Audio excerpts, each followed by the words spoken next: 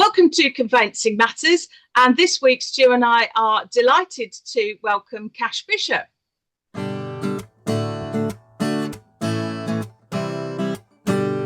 Welcome to Conveyancing Matters with Lorraine and Stu. Join us for a chat about all things property. So, Cash Bishop, the Dubai lawyer, absolutely delighted to welcome you to Conveyancing Matters. How are you? Yes, very well. Thank you. Yourself? Yeah, good, thanks. And how are you, Stu? Yeah, I'm all good. Thanks, Lorraine. Excellent. So, Cash, you've got the Dubai conveyancer on your strap line there. So, and that was one of the reasons we were really interested to have a chat with you on Conveyancing Matters. So tell us a little bit about yourself. How did you come to give yourself the strap line, the Dubai conveyancer? Well, obviously, I do conveyancing in Dubai. I'm a senior conveyancer at a real estate company, and obviously I have a UK license. So that's how it came about. I feel like I might be the only one licensed in Dubai. Yeah, I mean that's really interesting, isn't it? So, Cash, you're based in effectively in a Dubai estate agency. Yeah, exactly. Called Dacia. We're based on the Palm and in the Marina. Oh my word, that must be tricky. Must be a struggle. Oh, it's fine. So, Stu, you and I were saying with Cash off air, the estate agency property lawyer model in England and Wales, it's been tried a lot. Even the firm I used to work for when I was training did it a million years ago. But it's just that the lawyer and the estate agent in the same office under the same roof. It's just never a model that's worked in the UK, is it? Not during my lifetime in conveyancing, certainly not. No. In Essex, there's been a number of practices that actually bought estate agents and tried it. But I think, in the estate agency world, it's always been frowned upon if there's some kind of commercial link. So it's never worked. And I can't think off the top of my head of too many large estate agency lawyer sort of collaborations. Maybe Sterling Ackroyd would be possibly the most well known in England, I would suggest. But it's never something that's massively taken off, is it? No, why do you think that is, Stu? Just in my opinion, it's just the estate agents and their sort of lack of wanting to deal with potentially a firm that's got links with others. So if you could be self-sufficient, if you sell enough properties that could feed a conveyancing practice, then maybe it's okay, maybe it would work. But if you're reliant on receiving work from elsewhere, I think it's sort of shunned. I'm not sure it's the way forward. It's mainly estate agents, I think, that wouldn't like that. So, Cash, why do you think the Dubai model is different? Why do you think what you do effectively working in-house at an estate agency? Why does it work in Dubai and not here then? I would say it works in Dubai because the agent themselves can do their own conveyancing. So it's the license isn't really there that you have to be fully licensed like it is in the UK. I know obviously you can have a conveyancer who isn't licensed. They'll do the majority of the work, and let's say they'll have a superior who will sign off on their certificates of title, their searches, and etc. etc. But over here, the agent could do all the work. Okay, and with our company, it works better because the agents, we prefer them to do the selling. Okay, I do the legals. I don't know how to sell property. I probably would not be very good at it. And if we kind of found that the agents were better at selling it and the conveyancers are better doing the conveyancing, and it's best to keep them two apart. So the agents have more time because they don't get a salary. They're commission only. So they really should be out selling. While it's better for us, you give me the file. I've got all the expertise. I know a lot more than you. You're going to make a lot of mistakes, and it's going to take a long time for you to understand how to not make mistakes. Whereas best, give me the file, you go off, I'll update you, and every 5 minutes, we're in the same office, come over, ask about your file, I'll get it up and I can tell you what's happened. So I think it works a lot easier. It's a better harmony than it is in the UK. That's interesting. I mean, Cash, do you tend to get chains of transactions over there? Not really. It's normally one buyer, one seller. You're not in a chain. It's very quick.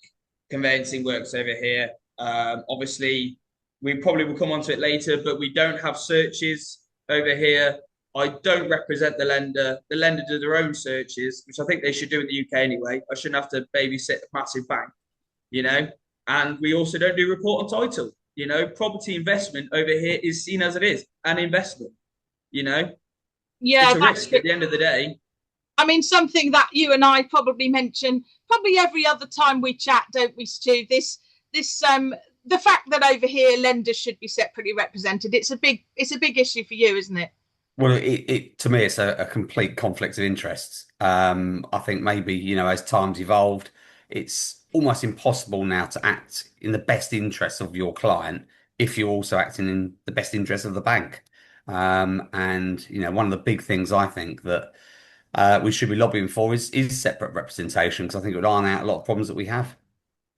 Yeah, it's interesting, isn't it? So, Cash, is Dubai property law? Presumably, it's kind of different based on a different legal system than over here. Yeah, I mean, you've got Dubai, and then you have DIFC, which is the Dubai International Financial Centre. That runs on English common law, and then Dubai. I mean, they're both DIFC's in Dubai, but it's almost like a free zone.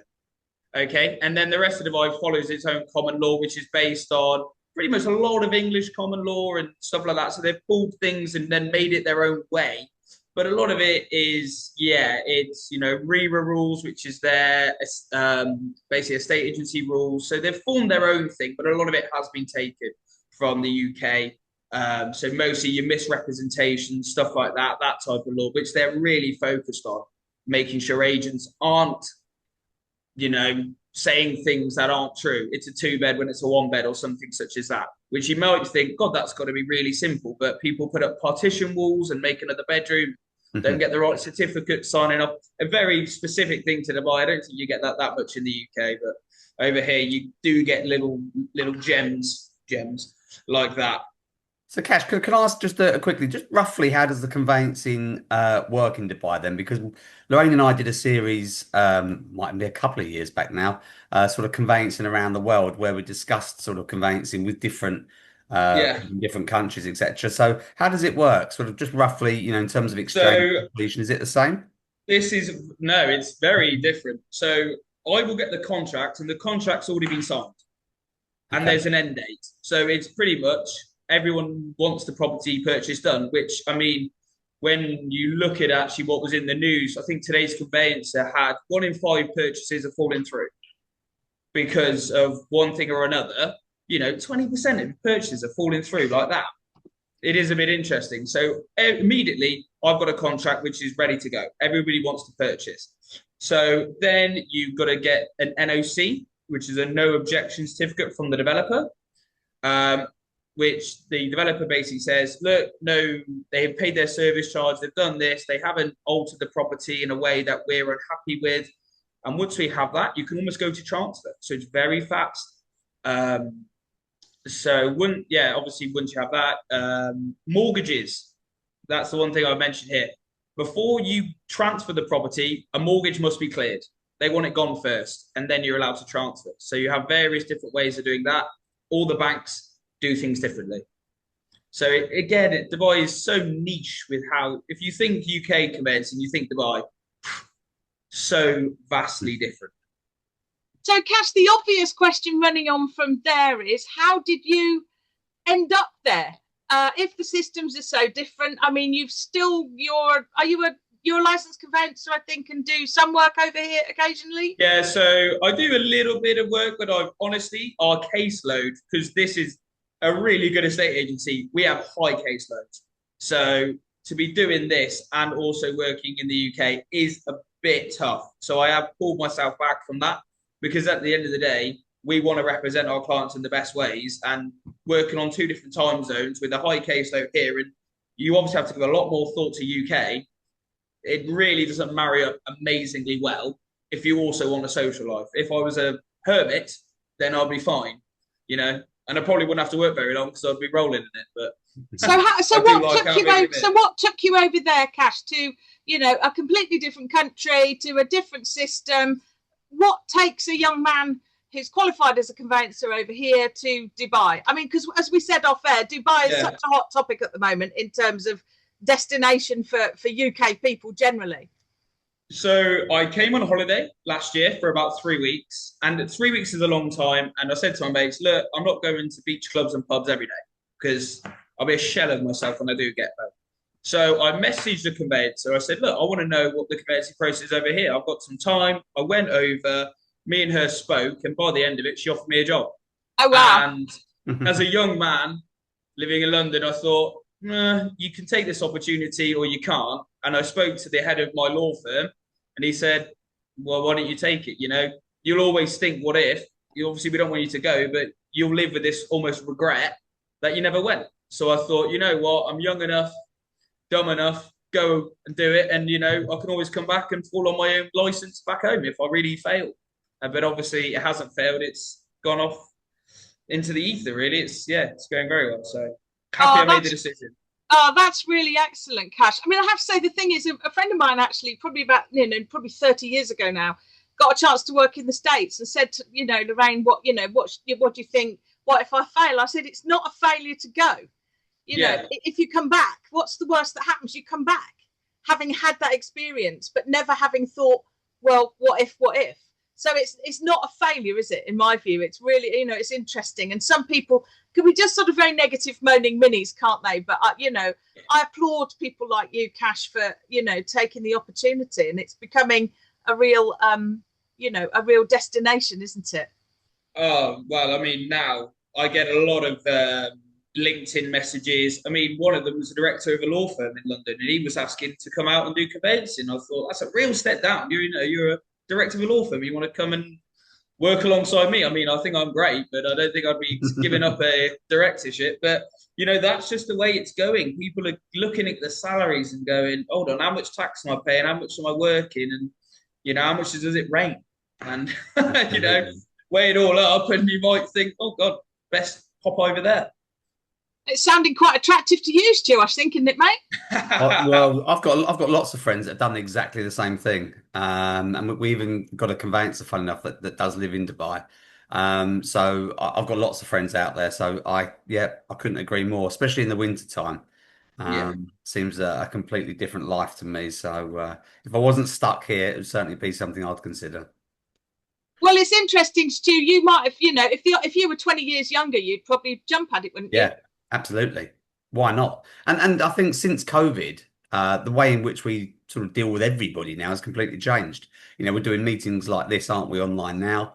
There is no barrier to where you can be. I can remember when we first started to employ remote conveyancers, we were really worried about the way we would deal with them. But with things like Zoom and Teams and of course everything's paperless, it's now very easy. And we've got people that work all over the country. So an extension to that can be different countries. It's not difficult, is it? No, absolutely. So, Cash, you said things are pretty quick over there. So, and one of Stu's beefs over here is we hear about how long conveyancing transactions take, but we never know the starting point for calculating that time frame. But from a buyer and a seller saying yes, about how long then would the conveyancing process take? Well, you'd obviously have to look, has the seller got a mortgage? Is the buyer getting a mortgage? But the fastest I've ever done was a cash to cash. That's what we say when the seller doesn't have a mortgage and the buyer's buying cash. Very obvious. That's 5 days. We're done. I'll get us to transfer in 5 days. And, that's probably a bit long. You could probably be there in 3.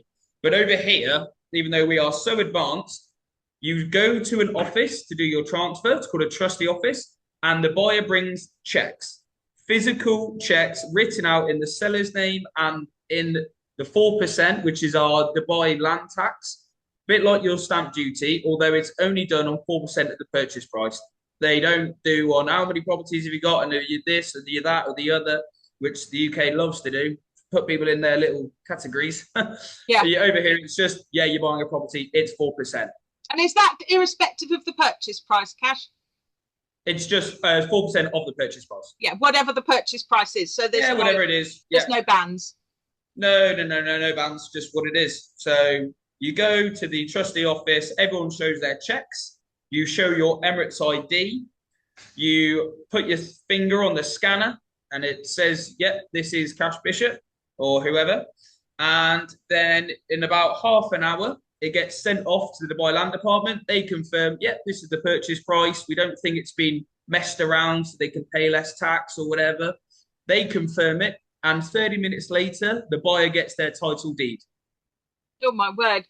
digitally on over like text or email, and it's there on their phone. There's their title deed. They're done. The transaction is complete. So yeah, within a week, you can have your own title deed. The property is registered in your name. Everything's done.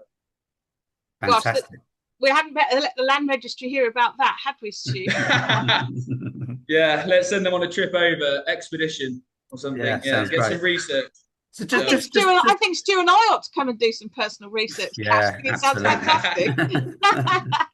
So just if you're doing transactions that quick, then I'd assume then that at the onset, there's a lot of information that's given to a buyer. So over Yeah. here, for example, there's a big sort of push for upfront information, getting everything sorted when the property's maybe put on the market. So I'm assuming it's something similar to that then, that the buyer Well, does we have. don't have the information forms. Again, there's Okay. not a lot of forms we do. But what the buyer does is they view the property, they ask the agent. The agents, especially in my company, are incredibly knowledgeable. You know, people want to know ROI. They want to know, one, is it probably going to increase in value? It's more, again, because it's Dubai, a lot of people want to know investment. Where do you think it's going to go? Where are the new areas? What's this? So it's more investment based that they want to find out about and stuff like that. But yeah, it's incredibly fast. I mean, some things you'll see. I think in my first week here, I was doing an actual transaction with a bag of money because that's what the buyer had, and I had to ask the seller, "You happy? Accept? Yeah, that's fine." I thought, yeah, I would bet it is. So you know, you have physically counting, you know, maybe 900,000 dirhams, which would be close to 140,000 pounds in your first week, and you're putting it through the thing, and you think this is just very not England. This had never happened in the UK anymore. But Would there be everyone's happy. AML? Would there sort of be AML regulations that fall into the remit of the conveyancer? Of course, yeah.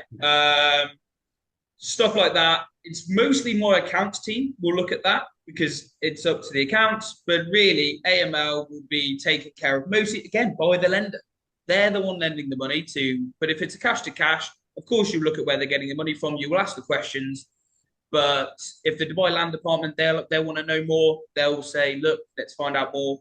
But really, we're pretty open here. You know, obviously there's a massive crackdown on any anti-money laundering, and if you're on the red list and all that stuff, or the grey list, I can't remember which one you call it, but they both are a red list, aren't they? Yeah. You know, Russian I think you know a lot of the Russians they were stopped from selling property, you know, so they really crack down here because they don't want to fall on any list. You know what I mean? They don't want to be sanctioned. They don't want to fall on this. So, as a matter of interest, Cash, I mean, how do you then check where 140 grand in cash in a bank's come from? Well, obviously, you ask for their bank statements, if they've sold property, if it's coming from a company loans. So you do have to get a large amount of information, and then you get it over to the trustee office, and they will also poll through it. But really, you want to be asking at the outset, how are you affording this? Where's it coming from? Oh, you sold a property in America. Okay, can you prove, if it is ever asked, how you did that? Yes, okay, that's fine. So the emphasis, once again, is more on the clients than it is the conveyancer. You know, I shouldn't really be having to look through all this documents because the Dubai Land Department are looking through it. The trustee office are looking through it. You know, if someone's a criminal, they're a criminal, aren't they? We'll find them out eventually. So, you know, but, you know, people can fraud these bank account documents, can't they? I mean, only recently I was listening that people are defrauding what the ESW1 forms, you know? Oh, yeah. And conveyancers are missing at that. And yeah, of course they are. So if someone wants to defraud you or lie and evade you, they're going to.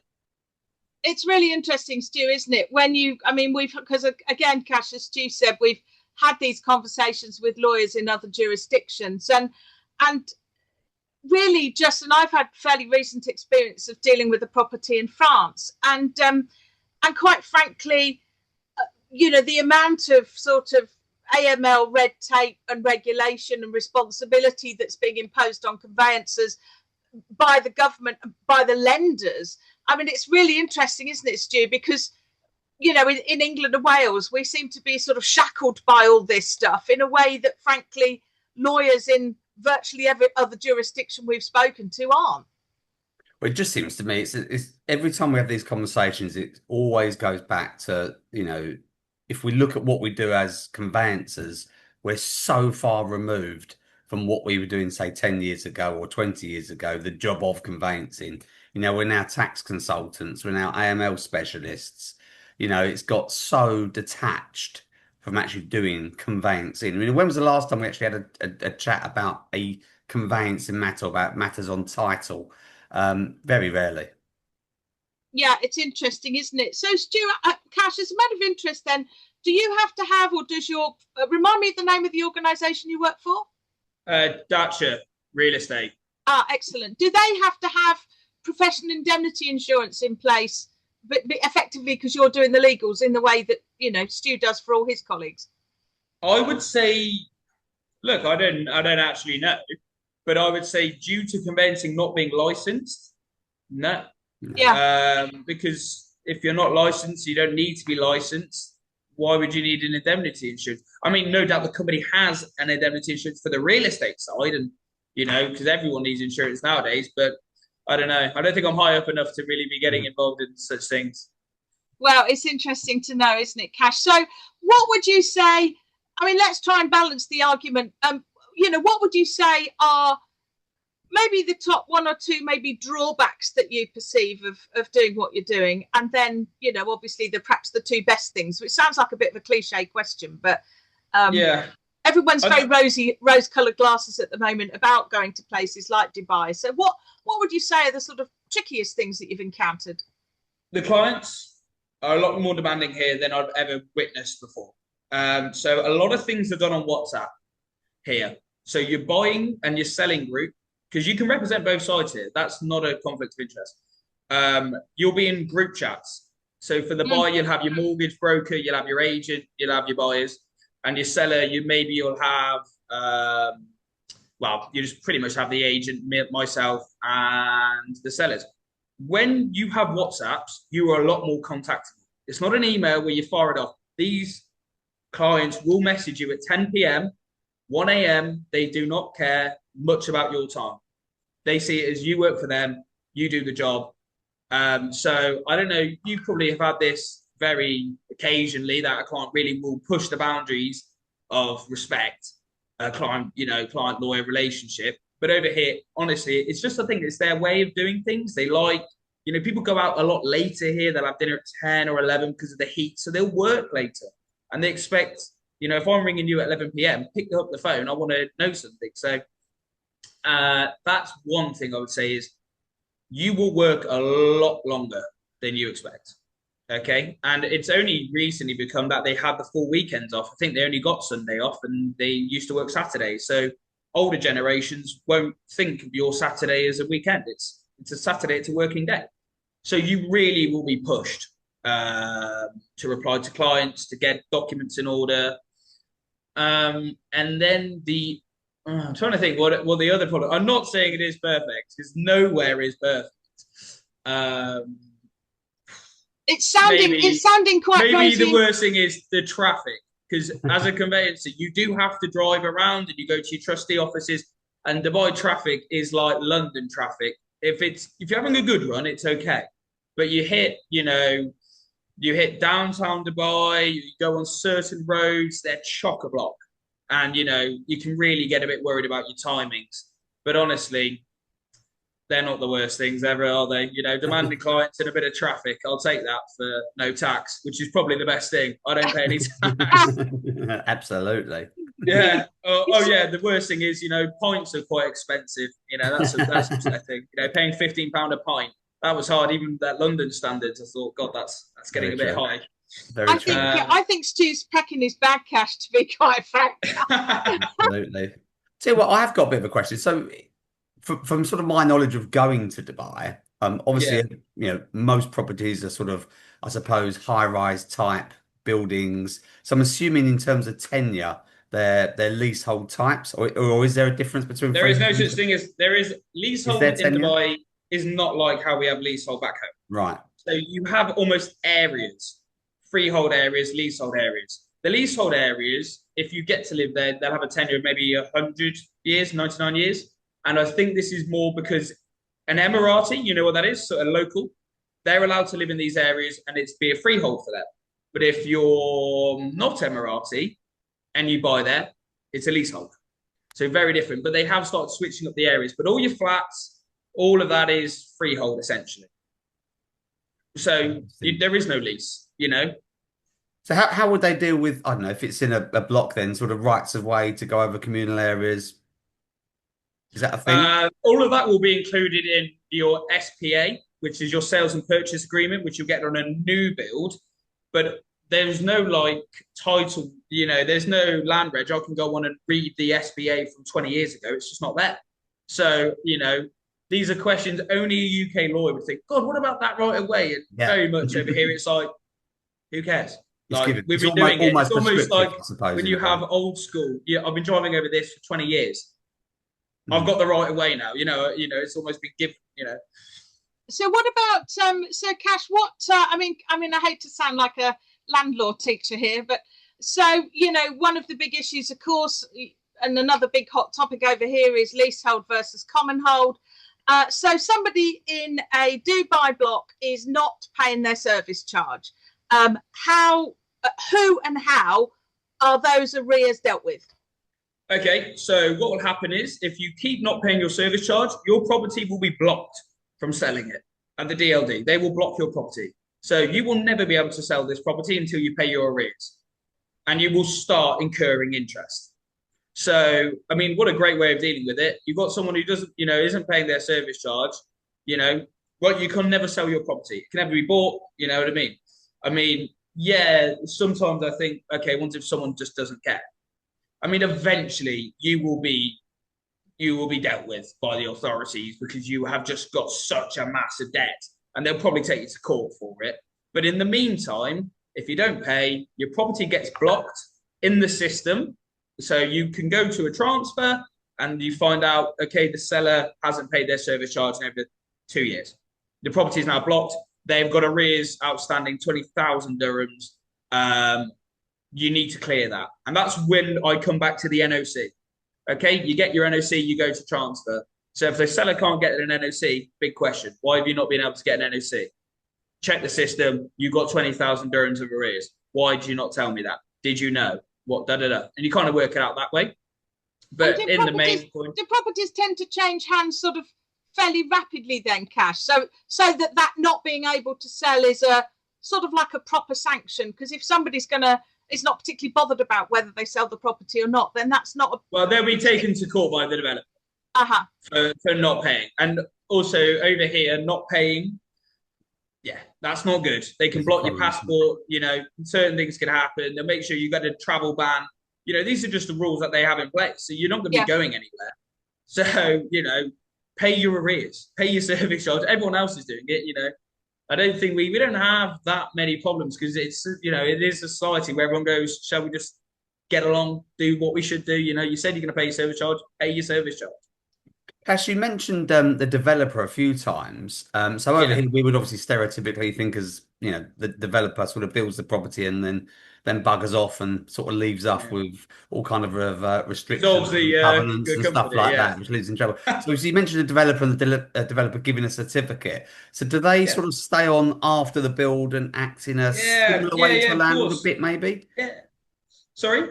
Would they act maybe take on sort of some of the responsibilities of, say, like a landlord would, or? Yeah, so it's they will run the freehold. So they wouldn't give it to a management company. They run it themselves. So you've got your major developers, your EMA, the MAC. These are really big developers. And what they will do is it's really simple process. They'll have apps, everything's so advanced there. You've got an app, you need an NOC, you've got to pay your service charge. You've got to change details. Maybe your girlfriend moves in or whatever. You update it by the apps. So it's really simple. They make everything. And yeah, you don't have any of these, you know, SPVs, you know, where you'd have Dubai Jumeirah Islands, you know, company, and they build a block and then they, as you say, bugger off and kind of leave it to yourselves, guys. So they'll manage everything, you know, and they've got teams and teams of people to manage it for them. So yeah, they essentially are the landlord, the freeholder, and they'll keep everything, you know, well maintained, well managed. Obviously, some developers are better than others. You get that anywhere, don't you? Gosh, it's really interesting, Cash. Well, we could talk to you all day, lovely. But I suppose we've probably got to draw this chat to a close. But I really just want to thank you, because I was really interested. Stu and I were both really interested when you sort of got in touch, and obviously, the Dubai connections. And I've got to say, Stu, Cash is just sort of like, he's sold it in a big way, hasn't he? Well, absolutely. I mean, Dubai versus sort of England, not much of a competition, is there really? Well, Cash, just thank you so much for joining us, and I'd like to wish you sort of every continued success there. And I can promise you, from my very long-standing old perspective, there's no such thing as failure. I think having the gumption to get up and go is the most important thing. So whether you do it for another week or another 20 years, you've done something that most people wouldn't have the gumption to do. So congratulations for even going, Cash. And it's just been lovely to talk to you. So maybe if you get a sort of different transaction, or something a bit different happens, get in touch and we'll have another chat, because it would be lovely to catch up again. Yeah, I completely agree. It's been an absolute pleasure meeting you both, and I wish you all the luck in the world, because I know it is not easy over there, especially with their changing rules and what looks like another tax change. And my God, sometimes I do feel they really hammer you guys over there. Yeah, absolutely. It's because we've got the old insurance, Cash. I'm afraid the conveyancing firms underwrite everyone, of course, including the lenders.